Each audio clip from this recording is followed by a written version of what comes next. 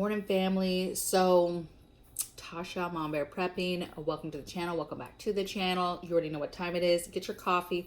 I'm just spilling all over. It's okay. It's just the morning. It's fine. Okay, so let's get into this. I have been receiving a lot of concern, I guess, within comments and personal emails to me about the concern of, you're freaking me out. Maybe you should be more sensitive to people who have ailments and are hypersensitive and have anxiety and depression, and your videos can be very scary. And, I don't have the money to prep. I don't have the extra money to prep. And so this video is kind of me addressing that and to give yet some more strategies in regards to getting food on your shelves. Now, I've done a few videos. I specifically did a video a little while ago about 3 food strategies, basically 3 strategies of how to get food on your shelves. These are the strategies that I typically will talk to somebody about when they hit me up on the side and ask me, hey, how do you start? How do you go about getting food and stacking food? Okay, what I did today is I put together a list of 10 strategies. The 3 that I talked about in the other video I am going to hit on. They are part of the 10, but I'm going to give you 7 more basically. And I try to really think about strategies for folks that don't have hardly any money left over to prep.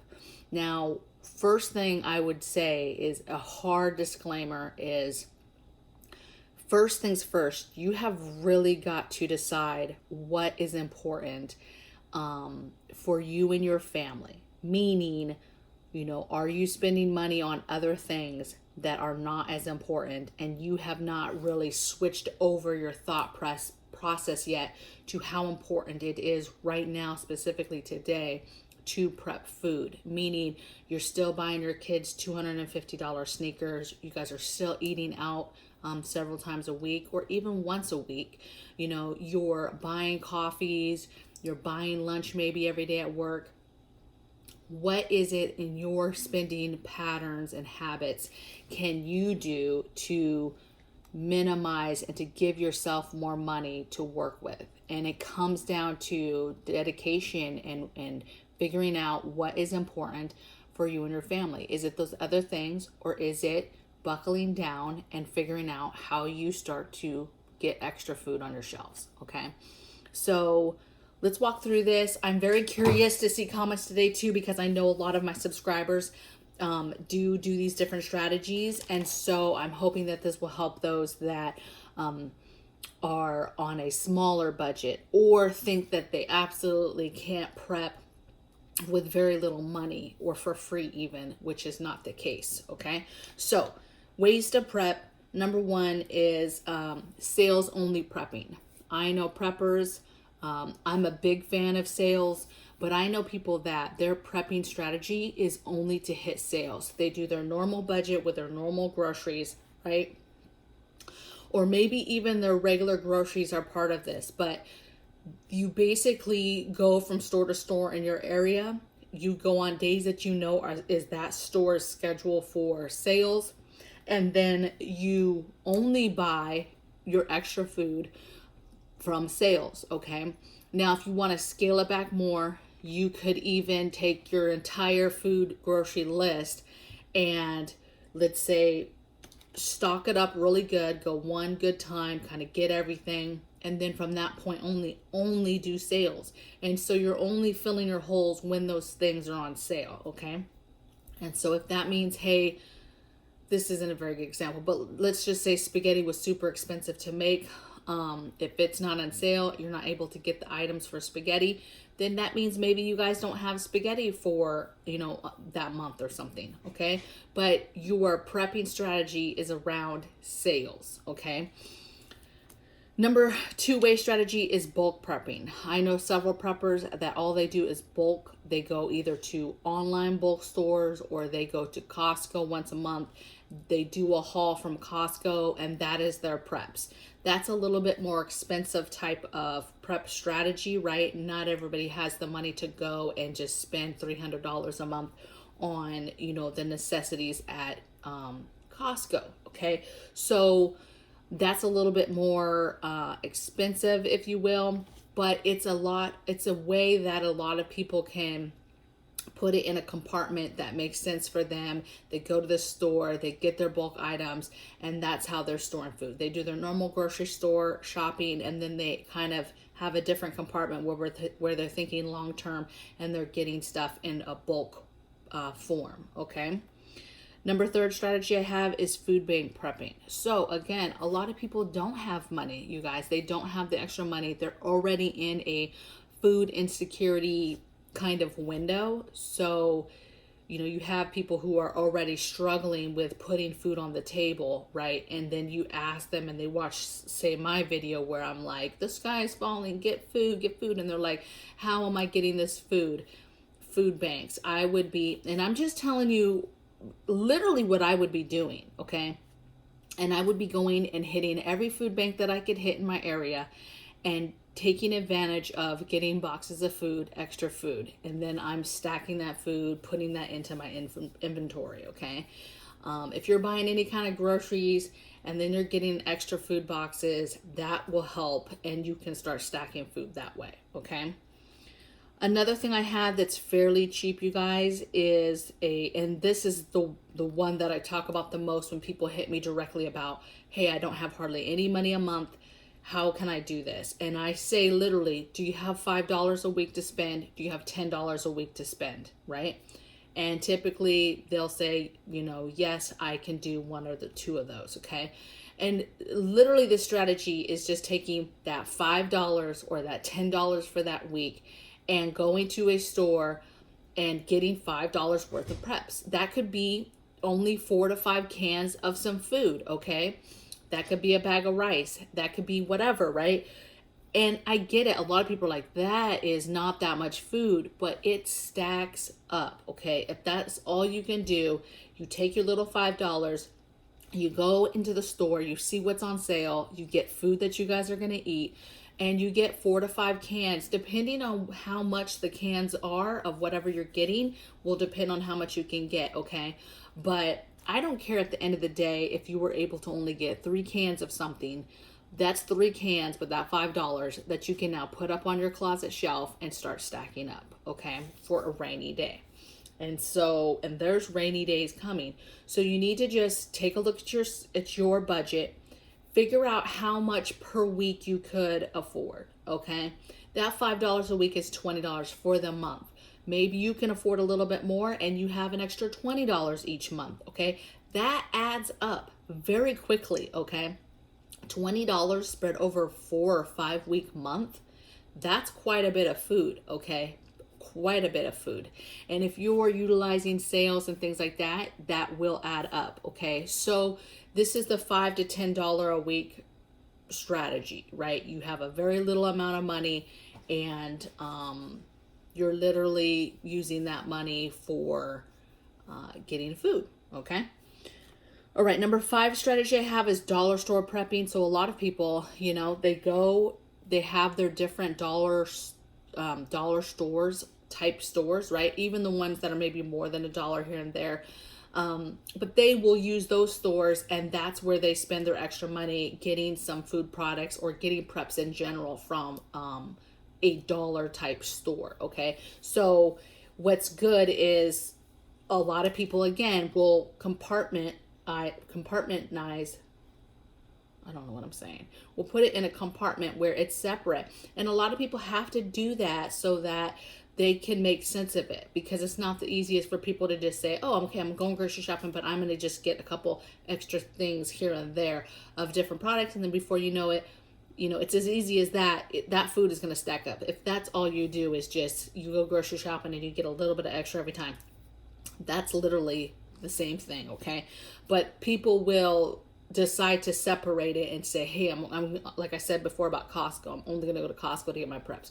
Same thing with Dollar Tree, because it's much cheaper. You could say, hey, I've got a certain amount every week, and I'm literally going to go to a dollar store to spend that $5 a week or that $10 a week, okay? Maybe you can get more from that $5 than at the dollar store than you could at the grocery store. Next thing I have is number 6. I have garage sale prepping. So this isn't so much food. This is more prepping strategy for getting preps in general, right? Getting emergency preparedness, getting tools, getting garden stuff, getting canning stuff.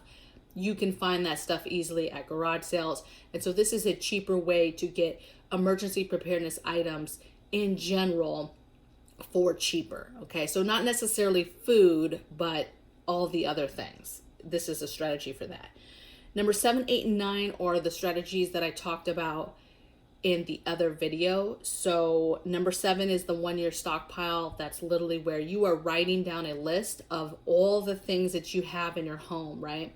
You have titles, let's say one's called hygiene, and then you're listing everything hygiene wise that you use in your house, okay? Deodorant, body wash, whatever. And then you're writing next to it, how much does you and your family need to have a 1-year stockpile of that item. Then next to that, you're writing, okay, in my inventory, how much of that product do I have? And then next to that, the magic number of how many left do you have or that you need to be able to complete that 1-year stockpile of that said item. Okay, I personally love this. This is a little bit more in depth if you've been prepping for a while and you're really trying to inventory and organize and figure out your holes. And so you take this strategy and figure out where your holes are so that you can do a little bit longer. You could use this for a brand new prepper as well, but I probably would not recommend starting with this one, okay? Because you don't want to put all your eggs in one basket, right? And you're like concentrating on a year's worth of hygiene when really you should be concentrating on food right now. Okay, for example, number 8 I have is the 15 meal repeat strategy that I talked about. That is basically where you put together a meal plan for 15 days worth of food or meals, right? That's 2 weeks basically worth of meals.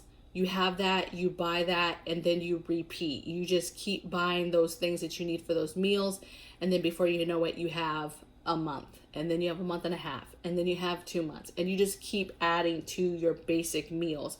A lot of families don't have 1,000 different meals that they're eating in a month. You know, an average family is re-eating the same type of meals, okay, or mix matching, but it's the same type of foods, okay? So that's basically what you're doing is you're picking out your family's basic meals, and then you're just repeating it and adding to your stockpile of those specific foods. Number 9 I have is the 1, 2, 3 step approach or strategy, which is really just first you concentrate on 72 hours worth of food, right? Then you concentrate on a couple weeks worth of food, and then 6 months or longer. I've actually updated this recently and said, hey, don't start on 72 hours. You need to start on having a solid 2 weeks worth of food.